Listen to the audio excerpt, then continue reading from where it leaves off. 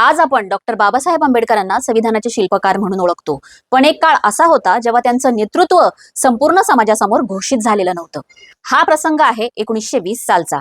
एक सभा जिथे एका राजाने संपूर्ण समाजासमोर एका तरुण नेत्याची ओळख करून दिली। 21 मार्च 1920 कोल्हापूर संस्थानातील मानगाव येथे बहिष्कृत समाजाची एक मोठी परिषद आयोजित करण्यात आली होती।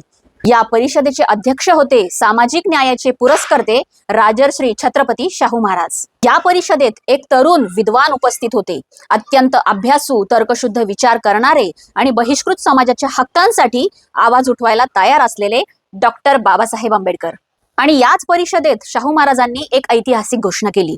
ते म्हणाले, आज तुम्हाला तुमचा खरा नेता मिळालेला आहे आणि तो म्हणजे डॉक्टर बाबासाहेब आंबेडकर। या एका वाक्याने बाबासाहेबांच्या नेतृत्वाला सामाजिक मान्यता मिळाली। शाहू महाराजांसारख्या दूरदृष्टी असलेल्या राजाने बाबासाहेबांच्या नेतृत्वावर विश्वास दाखवला। यामुळे बहिष्कृत समाजाच्या हक्कांच्या लढ्याला नवी दिशा आणि नवे बळ मिळाले। इतिहास आपल्याला एक गोष्ट शिकवतो की महान नेतृत्व अचानक तयार होत नाही, ते समाजासाठी झटणाऱ्या व्यक्तीत असते आणि ते ओळखणारे दूरदृष्टीचे लोकही आवश्यक असतात।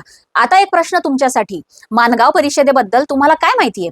कमेंट मध्ये नक्की सांगा। आणि हो, अभिमानाने म्हणा, जय भीम।